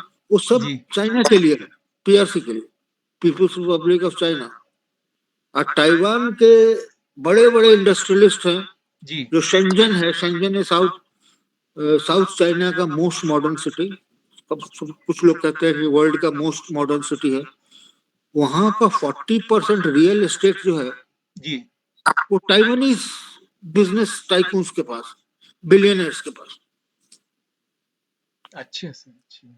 तो आज हो सकता है 5 साल पहले डेंजर था कि अमेरिका अटैक कर देगा चाइना को, अगर चाइना अटैक करे ताइवान को। अब वो एक दूसरे का इंतजार कर रहे हैं, अब बोर हो गए। चाइना इंतजार कर रहा है कि कब अमेरिका अटैक करे, अमेरिका एक्सपेक्ट कर रहा है कि कब हम ताइवान को से जाके चाइना को मार। They want to test their atom bomb. उनका जो लेटेस्ट टेक्नोलॉजी है जी। To blast a bomb without getting any harm, उसको तो किसी न किसी दिन अमेरिका ट्राई करेगा ही। टेक्नोलॉजी में they are the highest in the world. अब न्यूक्लियर पावर ऐसा होना चाहिए कि आप मार दें लेकिन दूसरा आपको नहीं मार सके। जी सर। तो इसको टेस्ट करने के लिए अमेरिकन को चाइना के अलावा कौन हो सकता है? इंडियंस को मार के क्या मिलेगा? उसको कुछ नहीं मिलेगा। रशियंस को मार के कुछ नहीं मिलेगा। रशियन इतना बड़ा है कि मार ही नहीं सकता। देखिए, China 3 times the size of India है, America 3 times the size of India है, और रशिया है जो 6 times the size of America या 6 times the size of India. तो वहां पर कहां बम फोड़ेगा? Russia is too big to be attack militarily through nuclear bombs. इतना वो मारेगा लेकिन 80% of Russians will survive. Sir Hong Kong की क्या स्थिति? वहां पर भी कुछ रिवोल्ट्स होते हैं, बीच बीच में सुनाई देता है, जी, तो वहां क्या प्रॉब्लम है? चाइना को क्यों दिक्कत आ रही है? चाइना को दिक्कत ये आ रही है कि वहां पर 97 में जब अंग्रेजों ने हांगकांग को हैंड वापस दिया था चाइना को, जी। और जो का 100 साल का लीज खत्म हो गया था, इसलिए उनको देना पड़ा। देने की जरूरत नहीं थी लेकिन देना पड़ा, दे दी। मार्गरेट थैचर थी, तो वहां पर उन्होंने प्रॉमिस लिया था ये डेमोक्रेसी आपको चलाया जाएगा, आपको ये पॉलिटिकल विंडिकेशन नहीं करेंगे, आप लोगों को मारेंगे पीटेंगे नहीं, रीट्रेन नहीं करेंगे, मतलब कि ब्रेन वॉश नहीं करेंगे। तो ये सब रिक्वेस्ट था ब्रिटेन का, और उसका कोई, अगर वो चाइना नहीं करे तो उसको कौन कोर्ट में ले जाए, कौन से कोर्ट में ले जाएगा, तुमने ये नहीं किया। That will amount to interfering in another country's internal affairs. इसलिए हांगकांग का जो मूवमेंट है, that has no future and no one can support it. तो चाइना यहाँ पे अपना माओ बहुत लोग कहते हैं माओ विस्की सबको पिला रहे हैं अभी तक, until वो सीधे हो जाए। दुख होता है कि चाइना में ऐसी डेमोक्रेटिक मूवमेंट को सप्रेस किया जाए, but you can do nothing about it. Tiananmen Square जो हुआ था 1990 जहाँ पर 8,000 आदमी मारे गए थे बीजिंग जी में, हाँ, टैंक चला दिए उन्होंने अपने स्टूडेंट्स पे। हाँ, तो वहां पर क्या कर लिया? और सर इसमें एक टाइम सर यदि चाइना बहुत आएगा तो भारत सरकार भी अंडमान निकोबार आइलैंड में हांगकांग का रेप्लिका बना रही है। ये भी एक सर बहुत दबी हुई सीक्रेट है। नहीं, दबी हुई नहीं हुआ, कमांड हांगकांग हो जाएगा, कमांड सेंटर बन गया। अच्छा, 4 दिन पहले ही अंडमान पोर्ट ब्लेयर का नया एयरपोर्ट खुला है, उसका आधा सिविलियन है, आधा कमांड सेंटर। नेवी को नहीं दिया गया है या एयरफोर्स को नहीं दिया गया है, कमांड सेंटर को दिया गया है, जिसका हेड आर्मी का होगा। अभी बना नहीं है, तो कमांड सेंटर जो बना है इंडिया का पहला कमांड सेंटर, दूसरा लक्षद्वीप में बनने वाला है। तो जो वहां का जनरल जो बैठेगा, लेफ्टिनेंट जनरल, वो तीनों या लेफ्टिनेंट जनरल रैंक का कोई armed officer, he will control all the army, navy and air force. That 300 kilometers from Indonesia मैदान एक जावा है, उसके पास 300 किलोमीटर है, 200 kilometre from Myanmar and 500 kilometre from Malacca states. बहुत ही एकदम मलाक्का स्टेट को कंट्रोल करने के लिए बना है। In case of any eventuality of a struggle between China and India, or China or the world, India can easily blockade any shipping in the Malacca states on which the Chinese economy depends up to 90%. 90% of China's exports and imports move through the Malacca states. If India blockades it, you have had it. भूखा मर जाएगा sir. I mean भूखे खाना का नहीं, लेकिन industry wise petroleum सबसे बड़ा उसका इंपोर्ट है, वहां से उसी के थ्रू जाता है। चाइना का 95% पेट्रोलियम मलाक्का स्टेट से जाता है। इंडोनेशिया से भी पेट्रोल खरीदता है वो भी, लेकिन इंडोनेशिया के साउथ में होता है, इसलिए घूम के मलाक्का स्टेट से होके जाता है। Although Indonesia is closer to China than Malacca states, ये इंडोनेशिया का ऑयल भी है ना, डायरेक्टली चाइना नहीं जा सकता, उसको आना पड़ेगा मलाक्का स्ट्रेट के थ्रू चाइना जाना पड़ेगा। तो चाइना का तो जिसको कहा जाता है गला फंसा हुआ मलाक्का स्ट्रेट, इसलिए श्रीलंका में बनाए हुए है बेस, स्टेबल बेस नहीं है, बढ़ाता है घट करता है, लेकिन बहुत दूर है, 1500 किलोमीटर है या 1400 किलोमीटर है वहां से मलाक्का स्टेट से। उसका एक प्लेन अगर जाएगा बॉम्ब करने श्रीलंका से उड़ के चाइनीज, वो लौट के नहीं आ सकता। It can bomb but it will have to be उतना किसी भी प्लेन की कैपेसिटी नहीं होती है कि 3000 किलोमीटर एक फ्यूल भर के जाके वापस आ जाए। आर्मी में कोई भी ऐसा नहीं लिया जाता है प्लेन में रिस्क कि जाके वापस नहीं आए। वो फर्स्ट वर्ल्ड वॉर में या सेकंड वर्ल्ड वॉर में हुआ था। यू बोट्स और कौन कौन हवाई जहाज था, लेकिन जब पायलट सब जाता था अपने बॉडी के साथ ही जहाज पर बांध कर देता था। वो चाइना नहीं करने वाला।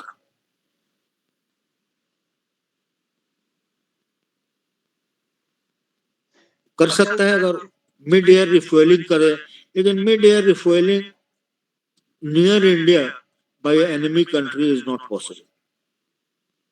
इजी टारगेट होता है। तो सर ये यूएस में चाइनीज स्टूडेंट्स भी हैं और अमेरिकन ये इंडियन स्टूडेंट्स भी हैं, आपस में बड़ा कंपटीशन रहता है। तो आप तो चूंकि राजदूत रहे हैं सर, आपके फ्रेंड्स में जब आप किसी कंट्री के कैपिटल में रहते होंगे वहाँ पे, तो आपको तो सभी कंट्रीज के एम्बेसडर्स मिलते होंगे। तो as a personal individual person आप चाइनीज को कैसे देखते हैं सर? देखिए पर्सनली जितनी जगह रहे एम्बेसडर या उसके जूनियर लेवल में भी चाइनीज डिप्लोमेट्स बड़े अच्छे होते हैं। अच्छा सर। उनको एक तो उनको खाने पीने का बहुत शौक होता है, क्योंकि जितने एम्बेसी में रहते थे सब वहाँ कॉमन किचन था, तो वहाँ सबको खिचड़ी या भरता खिलाया जाता है। एक ही टाइप का खाना, एम्बेसडर हो या सिक्योरिटी गार्ड हो, एक ही खाना बनता था सबको, सबको वही मिलता। इसलिए वो मौका खोजते थे कि कहाँ बाहर जाके खाए। तो हम अगर चाइनीज को अगर किसी को बुला दिए तो जरूर पूछता है कि मैं अपने फ्रेंड के साथ आ जाऊँ या मेरा ब्रदर आया हुआ है चाइना से उसके साथ लेके आ जाऊँ। Money occasion. अब कहते थे कि हमारे यहाँ खाने का सबसे बड़ा, अब आप पता नहीं आप क्या हो गया होगा, पर्सनल रिलेशनशिप में एक्सेप्ट इफ यू, एक दो मुझे मिले भी थे जो खूसट थे, जो डरते थे बहुत मिलने से, लेकिन सब बड़े प्यार से मिलते हैं। फैमिली वाइज भी, उनकी वाइफ्स भी और ये सब भी, मिलना जुलना, पिकनिक ऑर्गेनाइज करना, और चाइनीज खाना खिलाने के लिए, भले उनका सुअर के तेल में खाना बना चाउमीन बनाते हैं, हम तो वेजिटेरियन आदमी समझ जाएगी क्या समझते हैं। अच्छा अच्छा। मिलना चाहते हैं चाइनीज जितने डिप्लोमेट्स होते हैं, not junior diplomat. Junior diplomats तो रेजिमेंटेड होते हैं, उनको लिखना पड़ता है कि हर घंटे क्या काम किया, लेकिन senior diplomats, first secretary, counsellors, ministers, ambassador काफी ओपन एंड वेरी फ्रेंडली। अच्छा वेरी फ्रेंडली। पॉलिटिकली जो भी हो उनको डायरेक्शन मिलता होगा। जैसे कि इंडिया चाइना में कभी डिफिकल्टी हुई एट पॉलिटिकल लेवल, तो सडनली एम्बसीज में भी थोड़ा सा ड्राइनेस हो जाता था। मिलने फोन पर जवाब नहीं देते थे, कहीं मिलते थे तो बात नहीं करते थे। लेकिन नॉर्मली जहाँ कोई प्रॉब्लम नहीं, आना जाना लगा रहता था। अच्छा। जो 2000 तक चाइनीज एम्बेसडर या एम्बेसी अपने घर में किसी को नहीं बुलाते थे बाहर के आदमी। जी सर। अगर उनका नेशनल डे वगैरह हुआ तो एम्बेसी में कहीं गार्डन हुआ या कोई हॉल हुआ उसमें रिसेप्शन करते थे। 2000 के बाद अब उन्होंने अपना एम्बेसी खोल दिया, अपने प्रेमिसेस ऑफ सीनियर डिप्लोमेट्स को खोल दिया कि आप एंटरटेन कीजिए, लोगों से मिलिए और इन्फ्लुएंस करिए। उनके बातचीत से पता लगता था डिप्लोमेट्स का कि बहुत इम्प्रेस करना चाहते, दोस्ती कराना चाहते। अच्छा सर। अब उनका स्टेट पॉलिसी ही रहा होगा ऐसा करो। Thank you very much for your for your information and various other matters you have given. You have enlightened us. So thank you, sir. I have taken you a lot of time. Thank you very much, sir. Thank you, sir. Thank you, sir. I have a last question, sir. Sir, बहुत बहुत धन्यवाद। नहीं sir, आप sir बोल, मैं बोलूंगा sir, आप बोल लीजिए। बोल। The question is, the recently a violence created in Manipur between the Meitei and Kuku tribes. Why are the Indian government not taken any step to this violence? But even both of the places are state and center BJP government. देखिए ये तो ये Burma issue पर, Myanmar issue पर मैं बड़ा controversial हो जाता। ये 1945 से चला हुआ। 1945 के बाद जो बर्मा में एक मेती ट्राइब थी, जो वेस्टर्न बर्मा में म्यांमार होने के पहले मेती ट्राइब, वो हिंदू गॉडेस समाहिना या कुछ नाम है, लक्ष्मी का ही रूप है, वहां का लोकल नेम है, उसको पूजा करते थे। और कुकी जो थे ये जंगली लोग थे जो माउंटेन्स पर रहते थे, पहाड़ियों पर। माउंटेन तो नहीं होता मणिपुर में, जैसे कि 1000 फीट ऊंचा पहाड़। तो वहां पर शुरू हो गया 1940 से पॉपी कल्टीवेशन, अफीम। साउथ ईस्ट एशिया का गोल्डन ट्रायंगल है, उसका ये पार्ट बन गया। Nagaland and Manipur, specially Manipur. मणिपुर में एक जगह है मोरे, जो वहां पर इंडिया बर्मा फ्रेंडशिप ब्रिज है, इंडिया म्यांमार। अब तो नाम तो उसका इंडिया बर्मा फ्रेंडशिप ब्रिज है, भले वो कंट्री का नाम बदल गया है म्यांमार। उसके उस तरफ बिहारी लोग भी रहते थे। तेमू जगह एक है, वहां पर मुजफ्फरपुर और दरभंगा के 20-25 आदमी गए थे वहां, पता नहीं क्या करने गए थे 1940 में या 35 में, वहीं पर जाके बस गए। मर्द लोग गए थे तो वहां बर्मीज लड़कियों से शादी कर ले, तो उनका रेस जो है सो गड़बड़ हो गया। वैसे हिंदू लेडीज भी है 10 kilometre inside Myanmar from Manipur. ये सब हैं वेरी स्ट्रॉन्ग हिंदू, जितना आप हिंदुस्तान में कहीं नहीं देखते होंगे, उससे ज्यादा वहां पर पूजा पाठ, पता नहीं क्या क्या तरह तरह का पूजा सब होता है। तो उसके बाद वहां के जो गरीब लोग थे बर्मा में, कुकी कहा जाता है उनको, बहुत ही आदिवासी, लेकिन अनएडुकेटेड, रफ। तो वहां पर ये क्रिश्चियन मिशन शुरू हुआ था 1930s से, specially blindly supported by the Congress governments also. Specially बुला के लाया गया पादरी लोग को, आइए यहाँ पर पैसा खर्चा कीजिए, इन लोग का उत्थान कीजिए। तो पहाड़ी पर चले गए, चर्च वर्च बनाया, मुफ्त में कपड़ा, किताब, एजुकेशन सब कुछ बांटने लगे। तो कुकी लोग को एनलाइटनमेंट हो गया, और उनको इन पादरियों ने बतलाया कि इतना भूखे क्यों मर रहे हो, पॉपी क्यों नहीं उगाते हो। तो ये supervised British supervised Poppy cultivation हुआ वहां पे, बहुत 20 किलोमीटर नॉर्थ ऑफ इम्फाल। उसमें धीरे धीरे रोहिंग्या भी थे, घूमते भटकते वहां पहुंच गए। वो कहे कि हम भी कुकी हैं, उनको भी ले लिया। सबको कंडीशन ये था कि सब लोग, आप लोग क्रिश्चियन बनिए, क्रॉस पहनिए गर्दन में, पॉपी उगाइए, अपना खर्चा अपने चलाइए। उसके बाद बांग्लादेशी आ गया, पहले रोहिंग्या आया, उसके बाद बांग्लादेशी आ गया। ये कुकी प्रॉब्लम जो है ये है। जैसे मणिपुर के जो हिंदू है वो आपको देखने से ही लगेगा कि हिंदू है, एकदम आर्य रेस का फ्रिंज है, आर्यंस लगते हैं देखने में।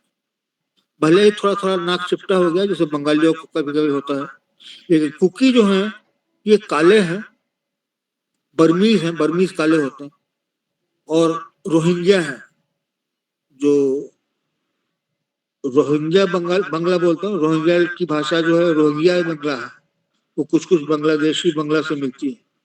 वो भी वहां पर कुकी में एस्टैब्लिश, वहां पर कुकीज के साथ एस्टैब्लिश हो गए। 1995-96 तक ये पादरी लोग थे, बहुत एक्टिव थे, उनको ट्रेड में भी हेल्प करते थे। अफीम बेचो, मतलब कि पीठ पर लाद के ले जाओ 20 किलो, और वहां से तुमको 50 किलो अनाज, चावल और मसाला वसाला लेके आओ। ये इंटरनल ट्रेड चलता था। उसके बाद अब एनलाइटनमेंट हो गया, वहाँ कुकीज वो की पॉपुलेशन जब बढ़ गई तो अपना नया नया जगह खोजने लगे। तो हिंदू जो थे, हिंदू नाट्य होते हैं, इनके जमीन पर उन्होंने ऑक्यूपाई करना शुरू किया। तो नेचुरली रेशियल डिफरेंस जो है कुकीज एंड मणिपुरीज में, मणिपुरी या मैती जो होते हैं हिंदू लक्ष्मी पूजक, तो आज जो देख रहे हैं उसी का रिजल्ट है। उसके बाद कांग्रेस गवर्नमेंट जो है 1995 तक खूब मदद किया लोग कुकीज को, क्योंकि वहां से पैसा मिलता था। प्रसाद साहब शायद याद होगा, नारकोटिक्स ब्यूरो में थे। इसको छुपा के रखा गया, बहुत हद तक छुपा के रखा गया। लाओस, कंबोडिया, बर्मा वाला जो गोल्डन ट्रायंगल ट्रेड है, जो इंडिया के थ्रू कैसे होता था, इसको भारत सरकार ने छुपा के रखा। इसी ट्रेड से कुकीज जो है इतने पावरफुल बन गए, तो अब नेचुरल रिजेंटमेंट हो गया है। जो हिंदू हैं, ओरिजिनल जो हिंदू हैं, वो कहते हैं कहाँ से आ गया ये सब, कोई काला है, किसी का दांत बाहर निकला हुआ है, ये तो मैती हो ही नहीं सकता। यस सर, तो यहाँ का गवर्नमेंट जो है तो इसके वायलेंस के अगेंस्ट कोई स्टेप टेकन क्यों नहीं लिए? देखिए, गलती तो है ही गवर्नमेंट का। ये तो एक वायलेंस की रिपोर्ट आई थी, ये पिछला जो आपने टीवी पर देखा होगा, लोगों के पास व्हाट्सएप पे मैसेज आया था 4 मई का जो है, तो 6 तारीख को ये रिलीज किया गया है। कहाँ से रिलीज किया गया है? ये 10 जनपद से रिलीज किया गया। अभी प्रूफ हो गया उसमें कि कांग्रेस ने इतने 2 महीने तक चुपचाप रह के अभी तक इसको क्यों नहीं रिलीज किया था। खैर, सरकार वहां का बुद्धू है, वहां जो चीफ मिनिस्टर हैं बड़े ढीले ढाले हैं। अपना उनको कंट्रोल भी करना है, कुकीज को थोड़ा सा पढ़ाना लिखाना भी है, और अहिंसा का पाठ भी पढ़ाते रहते हैं। तो हो गया डिजास्टर। लेकिन ये पहली बात नहीं है, 2010 से चल रहा है। कभी कुकी आके मेथी को मार देता है, कभी मेथी आके कुकी को मार देता है। किसी को अगर देखना हो तो व्हाट्सएप में आप मैसेज कीजिएगा मुझे। लेटेस्ट जो है कुकीज ने कैसे एक मेथी लड़की को मारा है, वो आपको मैं भिजवा दूं। अबॉरेंट, मतलब ऐसा कभी आपने देखा नहीं होगा। जो तालिबानियों ने जो लेडीज को मारा था, उससे भी बदतर। 6 मई या 7 मई का है वीडियो, वो नहीं चलाती। अच्छा, ऐसा है कि मैं अमेरिका और चाइना के संबंध में कुछ डाउट मुझे भी है, मैं पूछना चाहता हूँ। क्या अमिताभ जी सुन रहे हैं? हाँ, बहुत लोग चले गए। हाँ सर, बोलिए, बहुत अच्छा लगा सर, आप बोलिए। मैं बहुत नहीं सर, आपके प्रश्न के बारे में एक जानकारी दे देता हूँ। मैं कुछ कंफ्यूजन में मैं थोड़ा लेट ज्वाइन किया। ये जो अमेरिका इंडिया का जो दोस्ती हुआ है, उसमें ये सरफेस पे नहीं आई, लेकिन अब अमेरिका के जो जितने भी इंडस्ट्रीज है सब चाइना में है, और सारा वहां से ही अमेरिका अपना मैन्युफैक्चरिंग हब बना के अपना सामान बेचता है। इसीलिए अमेरिका का एक घड़ा चाइना को नहीं छूता है। तो अभी क्या हो रहा है, वो सारा इंडस्ट्री धीरे धीरे इंडिया में शिफ्टिंग के लिए शुरू हो गया है। अभी जो मोदी जी अमेरिका गए थे, ये बहुत मतलब I am sorry to share, sir इतने बड़े हैं फिर भी मैं बोल रहा हूँ, ये बहुत अंदर की बात थी कि यही अपनी पॉपुलैरिटी के लिए, अमेरिकन से प्रेम बढ़ाने के लिए, कि अपना इंडस्ट्री चाइना से उठा के इंडिया में लगाओ। और वही जो सर जो बोले कि चाइना को भूखे तड़पाओ, और वो काम शुरू हो गया है। और ये जो कह रहे हैं सर, पहले इंडिया में पीओके आएगा, फिर अक्साई चीन आएगा, और फिर तिब्बत भी इंडिया में ही आ जाएगा। हाँ, लेकिन यही टाइम लगेगा। ये कार्यक्रम शुरू होगा 2029-30 में सर। Thank you. देखिए, अब मुझे भी एक दो बात कहने का मौका दीजिए आप लोग। पहले एक ही विषय पर इतनी गंभीरता से लोग बात कर रहे हैं, फिर भी जो कुछ जो डाउट्स है वो हम भी प्रकट करना चाहते हैं। तो ये है अभी यहाँ से पेपर में तो निकलता है जो पेपर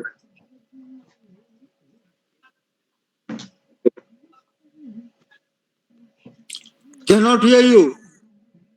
आवाज बंद हो गई। अभी आवाज आ रही है या?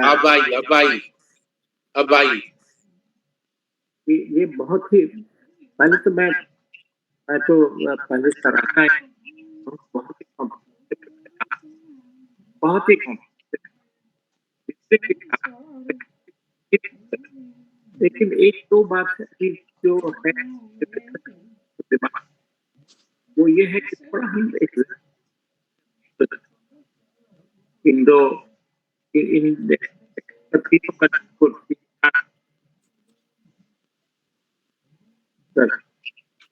तो थोड़ा बहुत ही एग्जैजरेट है कि Ram Mohan ji Cannot make out anything. Hello, हाँ, पता नहीं आवाज में क्या प्रॉब्लम आ गया। आवाज नहीं समझ में आ रहा क्या बोल रहा है। anyway, कुछ प्रॉब्लम होगा अभी करना ही। Try another phone. Ji,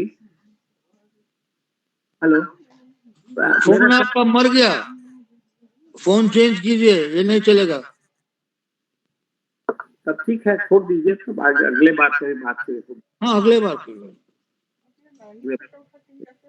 thank you so much sir. Thank you sir.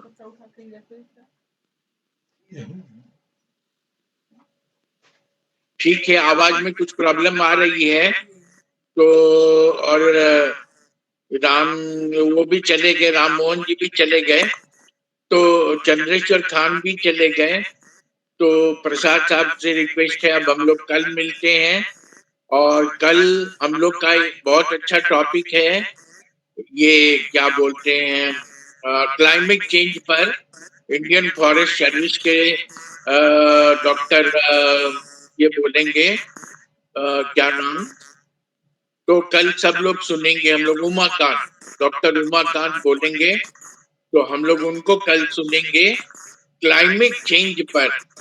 जो नए लोग आए हैं वो सब हमारे वेबसाइट में जुड़ जाएं, जिनको लिंकेज भेज देंगे हम बहुत अच्छी तरह से, वो हमारे वेबसाइट में आसानी से जुड़ जाएंगे और बढ़िया ज्ञान को शेयर कर पाएंगे। अपना नंबर आप हमें कृपया दे देंगे, हमको ये कर देंगे तो हम सबको लिंकेज भेज देंगे। राजीव जी हैं, संतोष जी हैं, आयुष जी हैं, ननी गोपाल जी तो हैं हम लोग के मेंबर, तो बाकी सब लोग अपने हमारे ग्रुप में आ जाएं, सबका स्वागत हम करेंगे। प्रसाद साहब का स्टार्टिंग हम लोग नहीं सुन पाए, और नागेश झा जी हम लोग कल मिलते हैं। थैंक यू, सभी को प्रणाम। नागेश झा जी से आज का समापन, धन्यवाद नागेश झा जी से दिलवा दीजिए, बहुत अच्छा कंट्रीब्यूशन रहा। नागेश झा जी,